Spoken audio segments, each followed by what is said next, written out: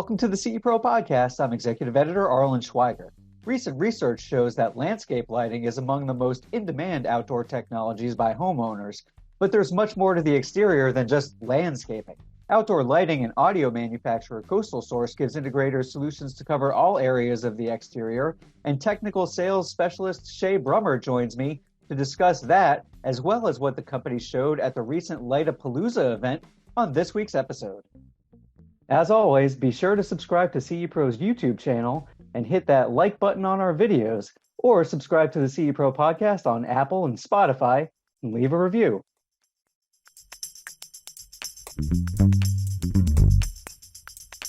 Shay Brummer, technical sales specialist at Coastal Source. Thanks for joining the CE Pro podcast. Thanks, Arlen. Happy to be here. Great. Well, we're glad to have you again. I know I've had you on before, and we had some really entertaining discussions around exterior lighting and audio. So today, we're going to talk about, we're going to focus on outdoor and landscape lighting. And Shay, why don't you start us off first by, mentioning that the trends that you're seeing and the company is seeing as we get into these, nice warmer months where people are going to start having their homes worked on, especially their outside areas. Yeah, I feel like we're starting to get back in the kind of the swing that we saw during COVID, where people are not buying as many new homes right now as they're starting to move in and renovate their existing homes and backyards. And especially this time of year, they're trying to get ready for the warm season to spend some time out there. Of course, a lot of that involves outdoor lighting and outdoor audio, among a bunch of other things that our customers sell, with outdoor shades and even some of them that do water features and outdoor heaters and other outdoor entertaining facets. Sure. So when you're talking to your dealers, would you say a good percentage of them are now kind of looking at that whole package and having just the outdoor, first maybe they're having a project that's already extending from the indoors, where they're just putting in a whole lot of things outdoors now these days, and it's more than just maybe some security cameras and floodlights, and there's just a whole bunch of things they could do out there. Yeah, we're seeing several guys. There's a lot of guys that are doing the outdoor shades, and then most of our dealers aren't physically doing some of the other items, the heaters and water features themselves, but so many have partnered with a landscape design build company or an outdoor contractor to refer each other, and they end up on a lot of the same jobs together, providing kind of a package, if you will, to their dealers. Sure, that makes total sense. And in terms of what they're focusing on design wise for lighting up on the exterior, in talking to some of your dealers, or maybe even some R&D trends that Coastal Source is seeing, are there certain areas that they're looking at more than others outdoors? Are there things like pergolas, gazebos? I don't know, certain things that integrators might not be thinking of, but that are trending. Really, that's become a big trend. So usually when people say landscape lighting, you're thinking strictly in the landscape. You're thinking trees and bushes and pathways. Where I usually refer to it as outdoor lighting. Even our low voltage lights that we make, as do many other manufacturers, you can install them on pergolas, like you mentioned. Some are rated to be installed in soffits, outdoor living areas. There's a trend where lots of linear lighting is moving to the outside. That's something that, as of right now, we don't have, but we're seeing that so many guys are trying to get creative and do different things outdoors that haven't been done in the past. A lot of small scale marker type lights going in the hardscape, where they're not necessarily there to provide any real light output, more just kind of mark a pathway or there for ambiance. Dealers are really figuring out they can light things like outdoor dining tables and barbecue grills, just really capture more of the job. And in some areas, such as let's say Miami or even Manhattan, where you have a lot of rooftops or condos, not much to light there landscape wise, but they may light potted plants or just structures, their shade structures that are on the outside of the building. Yeah, so there are really a lot of options out there, and like you said, even if it's not a lot of brightness output, These days, people are looking at accent lighting just like they do indoors, it sounds like, for some of the ways outdoors. And I know I've seen that even in my neighborhood, with the step lights and things like that that are planted right in there. So let's talk about a great event that just happened. Down in Phoenix, Arizona. It was the Lightapalooza event. It's put on by HTSA. This was the second year that they hosted it.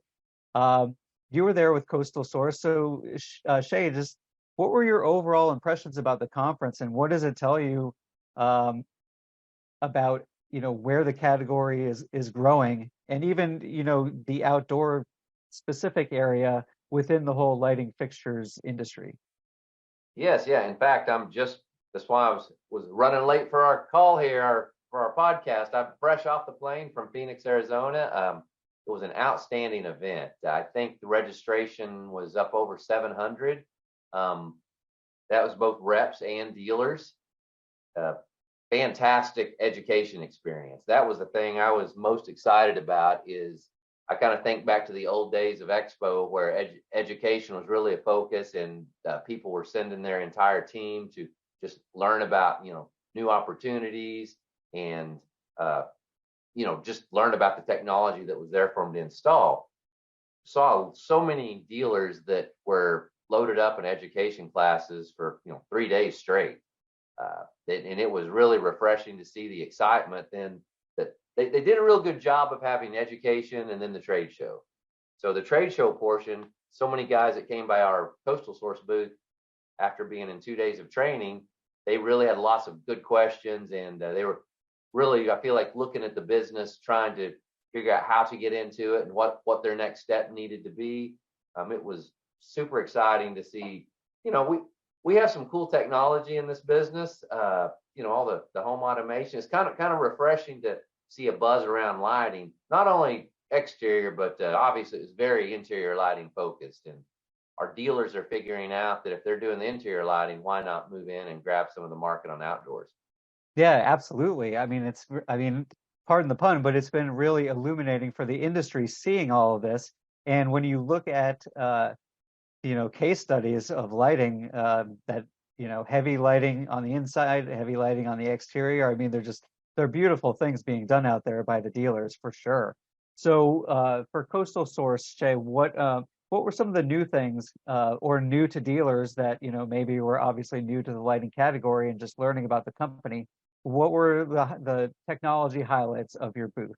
Yeah, so on the technology end, we were showing our new RGBW lamps that work along with our existing MR16 fixtures, as well as new ones you buy from us.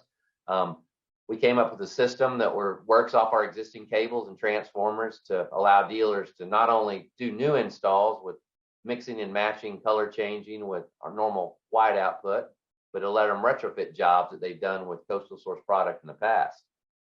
So that was new for us. And then another new product, not necessarily new product, but an expansion to our product line. Coastal Source has a niche fixture line, which are small integrated LED fixtures. Got lots of parts and pieces to go along with them, different types of mounts, shrouds, lenses. It's a really killer little line that allows you to hide the fixtures a little bit. There's kind of the miniaturization that we're seeing across the industry. But at least with our product, you're not sacrificing the light output or the light quality. We've really focused on making it coastal quality, as we would say, where you can have a small but mighty fixture. And then the Great. color changing, I'll jump back to real quick. Yeah, go really ahead. a big hit at our booth, but interesting comments. A lot of the guys, color changing is obviously not new indoors or outdoors, but there was a kind of a trend for a while. I'll even call it more of a fad to do entire projects in color changing. And people realize that's not necessarily aesthetically pleasing in the whole property. But dealers have gotten very creative with doing pool areas, entry areas, or, kind of the party areas of the house that the customer might enjoy, changing the scene up a little bit or following their favorite sports team. But they're still able to provide, and the rest of the property provide really nice, well-designed lighting on the trees, plants, and just it's kind of a good mix. Yeah, it sounds like some of those trends um, that we asked about earlier, you could be seeing right in your booth there with, like you said, a little bit some of the miniatures, some of the more of the creative ways that they can implement colors, and also with the with Coastal Source now on the technology side, how much did the discussions get into, how how everything's are installed and designed and how Coastal Source can help in that process? Yeah, so that's integration's always a big part of it. So we also had in the booth. It's not very new or very exciting, but we've got a direct burial transformer that we use with our lighting systems that allow you to conceal it, bury it inside of an irrigation box. Uh, it can either be hardwired or plugged into a switched outlet or controlled circuit from the house, which allows the dealer to just grab control. It doesn't require any drivers, just lets them physically turn the load on and off, or dim it to a certain point if they want. And Uh, no electrician required, right? exactly. That makes it a lot easier and nicer. And outside of them possibly having to, at the point where they decide to hardwire something in. Yeah. Uh, So Shay, tell me about some of those discussions when you mentioning about um, that the integrators who came to the booth, they're had a couple of days of education, so they're a lot more aware on the different things about the category. Certainly, I'm sure they had a lot of questions that related to um, how lucrative the category is, how labor intensive it is, things of that nature.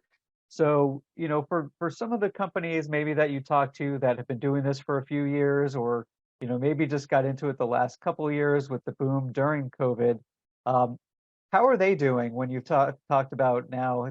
They're probably doing more upselling. They're probably partnering more with more designers. What are some of the things that you're hearing from some of the guys who are really just starting to become kind of veterans at this? yeah, so the guys have done it in the past. Everybody kind of gets started with a small basic project. A lot of guys get started with uplighting the house. It's kind of combating the electrical trend of putting soffit lights everywhere. So a lot of guys that get started in outdoor lighting will start simple with bullet lights or well lights, uplighting the architectural features of the house, and it's kind of an easy place to get started.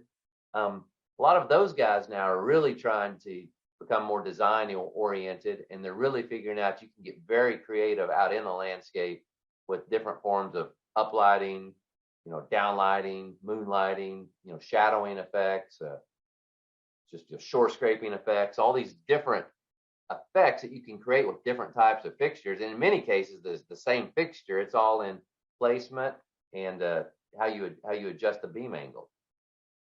That's I very would interesting. That's probably something that not a lot of integrators are aware of until they start going through some of this, some of the education. They probably think that you need, a half dozen different kinds of fixtures just to make all those different kinds of effects.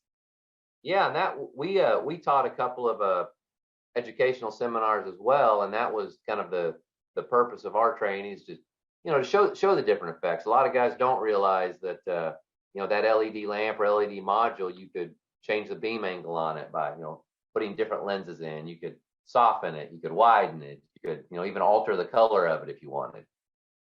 Shay, have you found in talking to them that they are finding that having outdoor lighting leads to more partnerships with guys who are the pool people, the outdoor kitchen people, people of that nature that can really, like you say, kind of put in the entire you know I guess maybe a lot more retrofit these days from what you were mentioning, but can really overhaul someone's backyard.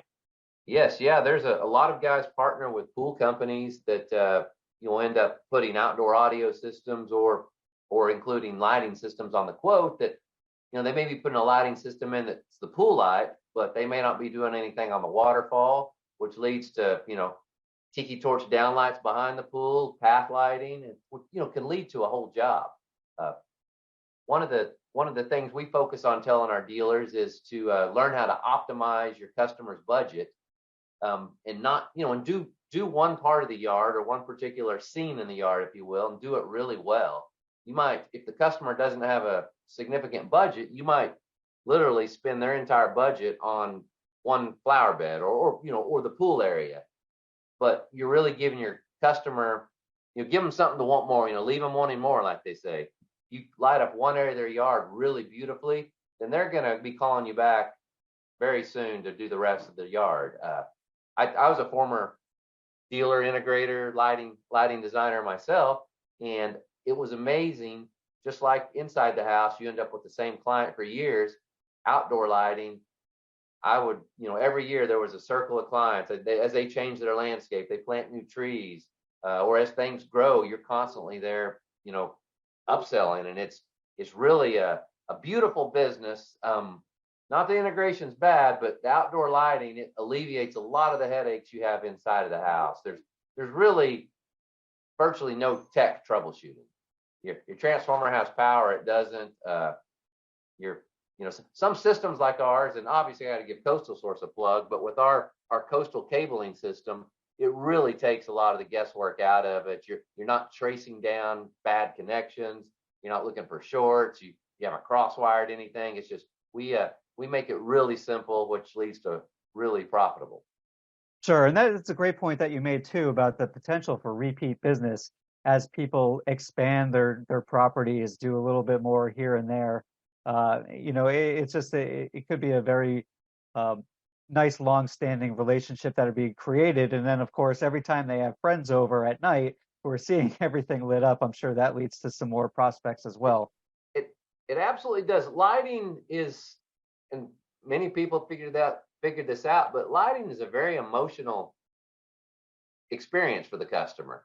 Even inside the house, outside the house, you're used to just whatever lighting your builders provided or is there. When these guys inside, the very creative lighting designers, do a proper job inside the house, it's emotional. It sets a whole scene for the client, and you can do the same thing outdoors. When the clients go outside and they see their lawn, their house, their landscaping that they've spent a lot of their hard-earned money to make beautiful, they see it in a whole new perspective at night. And in some cases, I think it's more beautiful at night than it is in the day. And you can really, I've had clients tear up sometimes over, when you do the big reveal of their landscape lighting at night. And it sounds cheesy, but they're very, very proud of showing that off.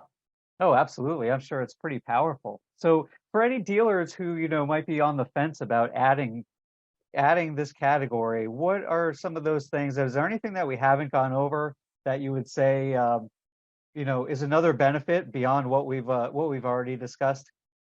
Well, something that gets, I say, overlooked a lot of times is sometimes you just need outdoor lighting for safety. You're lighting paths, you're lighting stairs, or some of these new retaining walls that get installed by the hardscape contractor. Well, you don't want anybody to walk off of it, or you might want to highlight that wall. So those are the most common uses of outdoor lighting, is safety, or you're beautifying something that's out there. Something we didn't talk about for guys that are new getting into the business, or even existing guys that want to expand their knowledge and their skill level, is working with the lighting designer. Whether that's a third-party lighting designer. There were a few guys at the Lightapalooza that obviously they're selling their services for interior lighting design. Some of them do a little on the outdoor. Right. Some of them are also custom industry specific, right? Yes, they are. And just really within this industry, and partner with some of the different buying groups on that. And then Coastal Source, we have our own in-house design department that I won't even say we outsource to our dealers, because depending on your Coastal Source dealer tier, that service is free to many of our dealers. And it's something that not only does it help the new guy getting into the business, you can send us a project. We'll have our designers do the design, give you the proposal for it. It helps you sell the job and kind of become the expert, but before you have those skills in your own hand. Yeah, that certainly sounds like a phenomenal perk, definitely for anyone who might be a little bit hesitant, a little bit worried that they don't have the chops for this. Certainly, you have that hand holding going on. That's great to hear about, Shay. So Shay, just to kind of wrap things up, in terms of, obviously we're still kind of early on into 2023, but as we move ahead, we're looking at things during the rest of the year. Obviously we'll turn around and see the expo will be here before we know it. What are some things, anything that you could share with us that's on the roadmap of things that Coastal Source is sort of looking into, or that maybe we can expect to see down the road this year? Yeah, so something I'm very proud of, as our whole team is, we showed at CEDIA this year, but Coastal Source, we've always been an outdoor audio and lighting manufacturer. We've been in the landscape, if you will. We've been out in the yard. Well, for the actually shipping now, we launched a new hardscape project. We're going to bring our sound onto the patio. We have our new Razor line of speakers, which is a thin surface mount speaker that can be either mounted flat on a wall, could be mounted on 45 degree and horizontally or vertically. And as with most of our product, we have our own DSP settings for each speaker and for each potential placement of that speaker. But it's exciting for us because we've got that along with the hardscape subwoofer and other items that you can bring coastal sound onto the hardscape now underneath the roof. We're still outside. We're not in the house, but Yeah, that's definitely an exciting product. I saw some great things about it when I just looking at it when I went to the CEDIA booth last year. So seeing that out in the field and out in terms of real world applications, that'll be great to see. And so I think with that we can know that hopefully we'll have a similar type of exciting preview that we can expect to see later on this year, maybe at CEDIA Expo 2023 when it returns to Denver. So with that, and that along with some of our some more, I would watch for some more miniaturization as well. Absolutely, we'll be excited to see everything that Coastal Source has to offer coming up. So Shay Brummer, thank you so much for joining us. We really appreciate your time, and thanks again for being on the CE Pro podcast. Arlen, thanks so much. I enjoyed it as always.